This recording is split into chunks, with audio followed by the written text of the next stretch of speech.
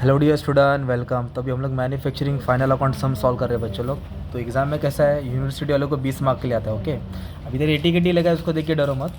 तो अभी कैसे सम सॉल्व करना है, ये टेबल है, ये एडजस्टमेंट है। तो आप लोग ने फाइनल अकाउंट 12th में भी सॉल्व किया है, पर इसमें नया चीज़ क्या है, आपको मैन्युफैक्चरिंग अकाउंट बनाना है। ओके, तो मैन्युफैक्चरिंग अकाउंट बनाना है, तो चलो आ जाओ, उसका भी इंट्रोडक्शन दे देता हूँ एकदम अच्छे से। तो आप 12th में क्या करते थे, ट्रेडिंग अकाउंट बनाते थे, प्रॉफिट एंड लॉस बनाते थे, बैलेंस शीट बनाते थे। तो नया टॉपिक क्या है, मैन्युफैक्चरिंग अकाउंट। तो मैन्युफैक्चरिंग क्यों बनाते हैं मालूम है, जो पहले ट्रेडिंग में आता था ना, जो भी फैक्ट्री रिलेटेड, वो आपको मैन्युफैक्चरिंग में डालना है। जैसे कि 3 टाइप के स्टॉक होते हैं, एक रॉ मटेरियल होता है आपका, एक वर्क इन प्रोग्रेस होता है, और एक फिनिश गुड्स होता है। मतलब स्टॉक के 3 टाइप्स दिए हैं। रॉ मटेरियल बोले तो कच्चा माल, वर्क इन प्रोग्रेस तैयार कर रहे हैं, और फिनिश गुड्स बोले तो रेडी हो गया। तो जो रॉ मटेरियल है ना, समझो आलू समझ लो, वर्क इन प्रोग्रेस तेल में डाला तो फिनिश गुड्स वड़ा पाव हो गया। मतलब जो तैयार हो रहा, जो कच्चा माल है, वो मैन्युफैक्चरिंग में आएगा। इधर आएगा मैन्युफैक्चरिंग, मतलब फैक्ट्री में आएगा। फिनिश गुड्स बोले तो रेडी हो गया, वो तुमको ट्रेडिंग अकाउंट में डालना पड़ेगा। तो जैसे कि स्टॉक के 3 टाइप्स है, तो यहाँ सबसे पहले ऐसा लिखने का, 2 ओपनिंग स्टॉक। क्या लिखेंगे, 2 ओपनिंग स्टॉक। तो इधर लिखेंगे रॉ मटेरियल, इधर लिखेंगे work in progress. But finish goods का आएगा अपना ट्रेडिंग अकाउंट। तो इधर ऐसे लिखेंगे 2 ओपनिंग स्टॉक। क्या लिखेंगे, 2 ओपनिंग स्टॉक। किसका आएगा, फिनिश गुड्स। तो यहाँ ओपनिंग स्टॉक आता है ना डेबिट साइड में, तो यहाँ आएगा क्लोजिंग स्टॉक। यहाँ क्या आएगा, क्लोजिंग स्टॉक। तो इधर क्लोजिंग स्टॉक किसका आएगा मालूम है, रॉ मटेरियल और work in progress. But finish goods का आएगा ट्रेडिंग अकाउंट में। फिनिश गुड्स किधर आएगा, ट्रेडिंग अकाउंट।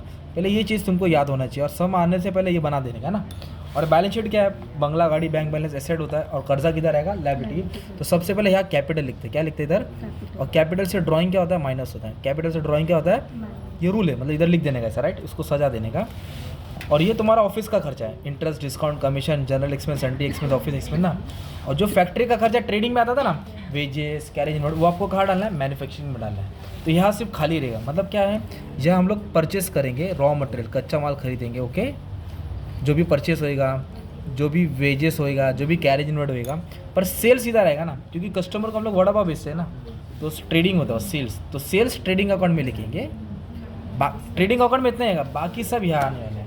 ये फैक्ट्री, हाँ राइट, ये फैक्ट्री हो गया, ये ऑफिस हो गया ना। पर ये सम है ना तुम्हारा, तो पहले इसको एडजस्टमेंट टिक मार्क करना पड़ेगा। ओके, तो एडजस्टमेंट टिक मार्क करना पड़ेगा। तो स्टॉक को टिक मार्क नहीं करते। मशीनरी बोला है, तो मशीन को ढूंढेंगे हम लोग। मशीन किधर है, फर्स्ट वाला, तो इधर निशान बना दिया। फिर मशीन के बाद बोला है फिनिश गुड्स, तो गुड्स को टिक मार्क नहीं करते, बाद में देखेंगे। डेटर्स बोला है, तो डेटर्स कितना बोला, 5%, तो इधर टिक मार्क कर दिया। ओके, मतलब लाइन छोड़ना पड़ेगा, तभी अपने को स्टार्ट करते हैं। चलो आ जाओ, तो स्टार्ट। मशीनरी, तो मशीनरी क्या होता है, एसेट्स होता है ना, बंगला गाड़ी बैंक बैलेंस, तो किधर आ जाएगा, वो एसेट्स में आएगा। तो कितना मशीन, 1,90,000, इधर लिखेंगे मशीनरी। बट मशीनरी का अमाउंट किधर आएगा, अंदर आ जाएगा, क्योंकि इस पर एडजस्टमेंट है ना। फिर नेक्स्ट क्या दिया, सेल्स। तो सेल्स अब यहाँ नहीं लिखेंगे, सेल्स किधर आएगा, ट्रेडिंग अकाउंट। और कौन से साइड में, क्रेडिट साइड में। कितने का माल बेचा, 4,45,000, इधर आएगा 4,45,000। सेल्स रिटर्न नहीं है ना, रहता तो दोनों अंदर लिख के माइनस करके अमाउंट बाहर डालते। क्रेडिट में क्यों लिखा, सेल्स, क्योंकि अमाउंट क्रेडिट में दिया ना, डेबिट क्रेडिट का टेंशन ही नहीं लेना ना आपको। ये 2 कॉलम है, ये दोनों क्रेडिट का ही है। आपको इधर तो अमाउंट कहाँ दिया है, क्रेडिट। मतलब सेल्स को यहाँ नहीं लिखना, यही लिखना है। जब एडजस्टमेंट रहेगा तो अंदर लिखना है। हाँ नहीं, ये भी क्रेडिट ही है, ये डेबिट है ना। 2 साइड क्यों बनाया, जब एडजस्टमेंट रहेगा तो अंदर डाला ना मैंने।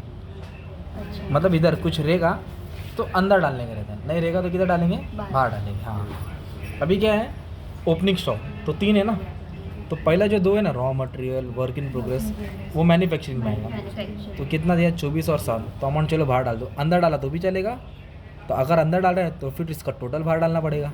ओके, या फिर दोनों बाहर भी लिख सकते हैं। और फिनिश गुड्स, फिनिश गुड्स इधर नहीं आएगा, किधर आएगा, फिनिश गुड्स किधर आएगा, ट्रेडिंग अकाउंट में। कितना दिया फिनिश गुड्स, 20,000, तो इधर लिखिए फिनिश गुड्स, ओपनिंग स्टॉक का फिनिश गुड 20,000। ओके, फिर बोले फैक्ट्री रेंट। ये रेंट के आगे फैक्ट्री वर्ड है, क्या है, फैक्ट्री बोले तो आग बंद करके किधर आ जाओ, मैन्युफैक्चरिंग। इधर लिखेंगे फैक्ट्री रेंट।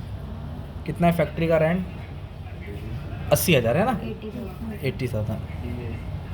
अगर ऑफिस रेंट बोले रहता तो प्रॉफिट लॉस में आता ना यार, ऑफिस बोले रहता तो प्रॉफिट एंड लॉस। आता काय दिलं इकडे, factory power, diesel, generator, factory word आ गया ना, तो सोचना नहीं है। हाँ, तो पावर बोले तो डीजल, जनरेटर सब लगते हैं ना, तो वो फैक्ट्री में लगते हैं प्लांट को चालू करने के लिए। 19,000 है, ठीक है। फिर क्या दिया है, ऑफिस एक्सपेंस, क्या है, ऑफिस क्या रहेगा, हाँ प्रॉफिट एंड लॉस। तो ऑफिस हो गया, general, sundry, advertisement, bad debts है ना। वो सब इधर आएगा। कितना है? 58,000, 58 है ना, 58। आता काय दिलं इकडे परचेस, तो रॉ मटेरियल जो भी माल खरीदेंगे ऑफिस में थोड़ी रखेंगे यार, फैक्ट्री में जाएगा ना, तो परचेस क्या परचेस किया? रॉ मटेरियल, तो फैक्ट्री में आएगा। कितना दिया है? 1,05,000। ओके, इधर आएगा 1,05,000। फिर उसके बाद क्या दिया? कैश, बंगला, गाड़ी, बैंक बैलेंस, कैश। तो कैश क्या होता है? अपना प्रॉपर्टी होता है। तो प्रॉपर्टी बोला तो किधर आएगा? एसेट्स में। अब कैश का अमाउंट है 20,000, तो अभी इसको अंदर नहीं लिखेंगे, बाहर लिखेंगे, क्योंकि इस पर एडजस्टमेंट नहीं है ना। जिस पे निशान बना है ना, निशान दिख रहा है निशान, हाँ। उसको अंदर लिखते हैं। ओके, अभी आप एडजस्टमेंट सॉल्व करोगे तो समझेगा, ठीक है। फिलहाल पोस्टिंग कर लेना पहला। निशान कहाँ पर बना है? ये क्या पेंसिल से मारा ना ये मैंने? आपने किया? हाँ, क्योंकि इधर रीड करके किया ना पुण्य। अच्छा, ओके। एडजस्ट First करना question read है। किया, हाँ, question। एडजस्टमेंट बोलते हैं उसको। ओके। अभी कैश हो गया, एसेट्स ना। फिर बोला एडवर्टीजमेंट, क्या बोला है? तो ऐड कौन करता है? ऑफिस वाले करते हैं ना यार। तो किधर रहेगा? Profit and loss. और डेबिट क्रेडिट बोलने की जरूरत नहीं, क्योंकि डेबिट में ही दिया अमाउंट। ओके। अगर क्रेडिट दिया तो क्रेडिट में डालना। कितना एडवर्टीजमेंट? 15,000। इधर लिखेंगे 2 एडवर्टीजमेंट 15,000। फिर बोला इंटरेस्ट, तो इंटरेस्ट भी इधर ही आता है। Interest, discount, commission, office, sundry, advertisement, selling commission, है ना। बैड डेट्स मतलब चूना लगा दिया, पैसा लेके भाग गया, वो सब ऑफिस वाला देखता है, ठीक है। कितना इंटरेस्ट? 7,000। 7,000। अब इधर देखो क्रेडिटर्स दिया है ना 21,000। तो 2 लोग होते हैं, डेटर मतलब पैसा आने वाला है, और क्रेडिटर मतलब पैसा जाने वाला है। डेटर बोले तो पैसा लेना है, तो इसके लिए एसेट है ना।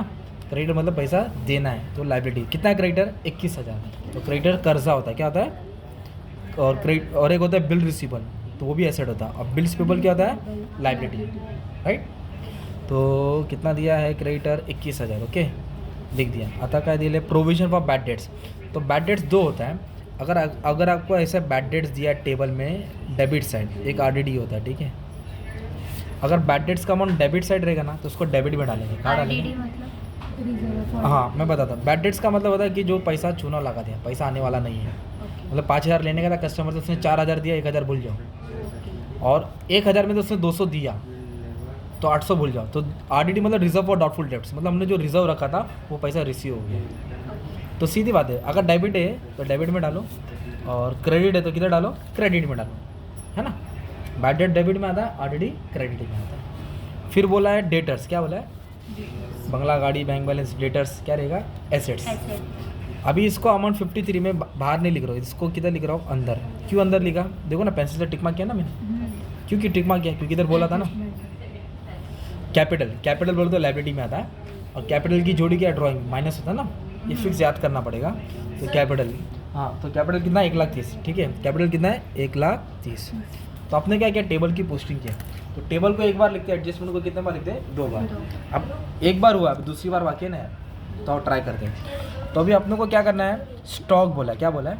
अभी मैं सिंपल सवाल पूछता हूँ। मान लो तुम्हारे पास 1000 मोबाइल है, तुमने 800 मोबाइल बेच दिया, तो अच्छा खासा पैसा कमाया, तो 200 मोबाइल बचा ना, तो उसको फेंक देंगे क्या? नहीं, उसको बचा के रखेंगे, अगले महीने बेचेंगे, अगले साल बेचेंगे। तो स्टॉक बचता है, क्या बचता है? स्टॉक। तो स्टॉक बचता है तो क्या होता है? अपना एसेट होता है। स्टॉक बचता है तो क्या? अपना एसेट्स होता है। तो इधर लिखेंगे स्टॉक, क्लोजिंग स्टॉक। क्या लिखेंगे इधर? Closing stock. और स्टॉक भी कितना आइटम दिए? 3, raw material, work in progress. इधर तीनों लिखो, क्योंकि स्टॉक है ना यार, तो स्टॉक एसेट है। कितना स्टॉक बचा? रॉ मटेरियल कितना? 21।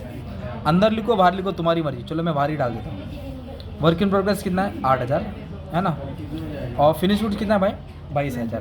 तो ये तीनों यहाँ लिख दिया। ओके, एडजस्टमेंट को कितना बार लिखने का है? 2 बार।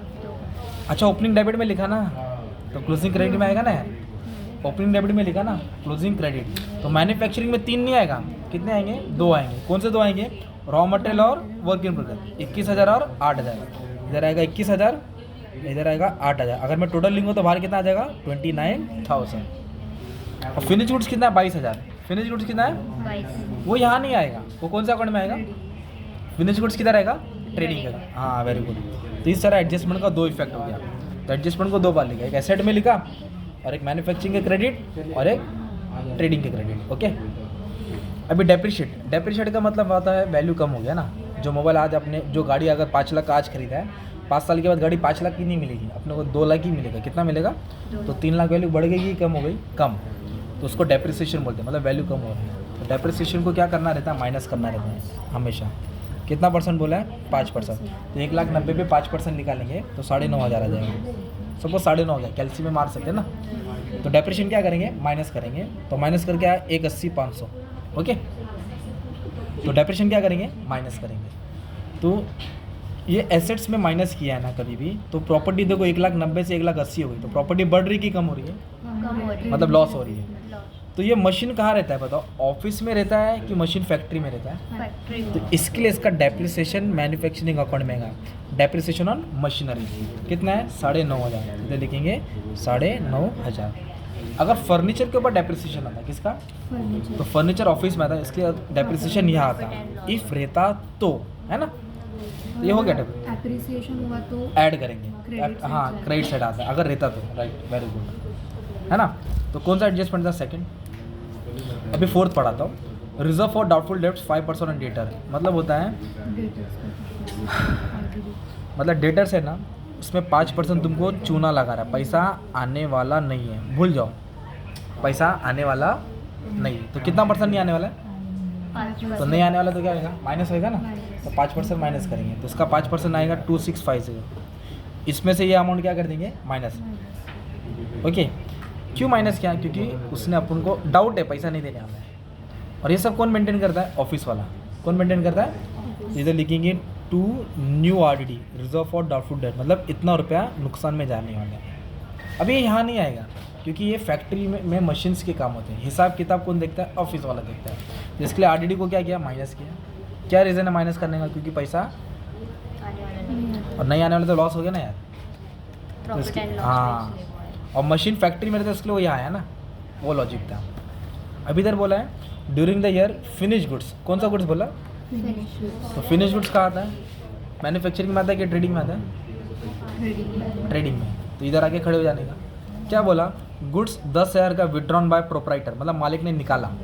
10,000 तो मालिक ने गुड्स निकाला, तो गुड्स आ रहा है कि जा रहा है, फैक्ट्री से जा रहा जा है। रहा है तो गुड्स आता है तो डेबिट में आता है, जाता तो क्रेडिट गुड्स निकाला, loss by fire, disturb by fire, free sample, goods जा रहा था, इधर ही आएगा।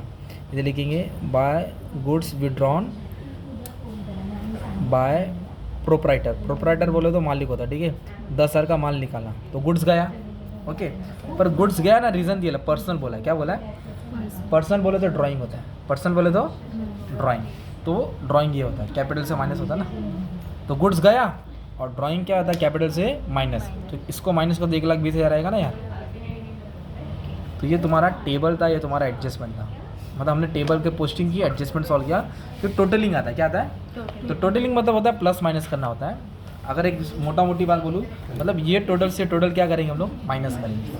तो ये ज़्यादा आएगा और ये कम आएगा, है ना। मान लो ये तुम्हारा टोटल कुछ इतना आ रहा है, कितना आ रहा है मालूम है क्या, ये कुछ आ रहा है तुम्हारा 2,43,000 आ रहा है, बस कितना आ रहा है, 2,40,000 उसमें तो 29 माइनस करेंगे तो इतना तुम्हारा बैलेंस बच रहा है।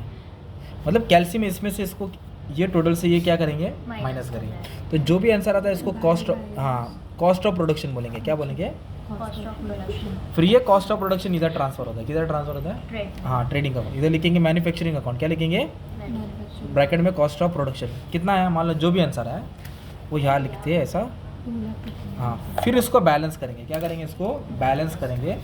तो आपको क्या मिलेगा, ग्रॉस प्रॉफिट मिलेगा, क्या मिलेगा, जैसे कि मान लो ये ज़्यादा है, ये 4,77,000 है, कितना ये 4,77,000, इसमें तो दोनों चिल्लर माइनस कर दो, ये टोटल से दोनों क्या करो, माइनस, मतलब ये ज़्यादा है, इधर लिखेंगे ग्रॉस प्रॉफिट। तो ये टोटल से टोटल माइनस किया, मान लो इतना आंसर है 241,500, है ना। ये ग्रॉस प्रॉफिट आपको यहाँ ट्रांसफर करना पड़ता है प्रॉफिट एंड लॉस के क्रेडिट में, किधर, तो इधर लिखेंगे ग्रॉस प्रॉफिट ब्रॉट डाउन, मतलब जो भी आंसर है 241,500। फिर इसमें से ये टोटल क्या करेंगे, माइनस करेंगे, ये टोटल से टोटल क्या करेंगे, तो आपको नेट प्रॉफिट मिलेगा, क्या मिलेगा, पूरा कैल्सी अलावा टेंशन। फिर नेट प्रॉफिट इधर क्या ऐड होएगा, ये जो भी आंसर आता है वो यहाँ क्या करेंगे, इन दोनों को ऐड कर देंगे ना। यहाँ क्यों, मतलब प्रॉफिट है ना, तो उसको कैपिटल में ट्रांसफ़र करते हैं, तो मतलब ये अमाउंट से नेट प्रॉफिट ऐड होता है। फिर ये दोनों ऐड करके ये टोटल किधर आ जाएगा, बाहर आता है, फिर ये टैली होएगा, मतलब सेम आंसर आएगा। तभी टोटलिंग आपको बाद में देंगे, आपको क्या करना है, पोस्टिंग करना है, एडजस्टमेंट सॉल्व करना है। और अगर लॉस हुआ तो अगर ये लॉस हुआ तो ये ज़्यादा रहेगा, तो ये कम होएगा, तो इधर बैलेंस आएगा, तो लॉस इधर माइनस होएगा। अगर नेट प्रॉफिट आप प्लस कर रहे हैं तो लॉस क्या आएगा, माइनस उसको नेट लॉस बोलेंगे, क्या बोलेंगे। तो आपको पोस्टिंग करना है, एडजस्टमेंट करना है, 2-3 सम, फिर टैली अपना आ जाएगा, क्योंकि कैल्सी अलावा प्रेशर नहीं लेने का। Thank you.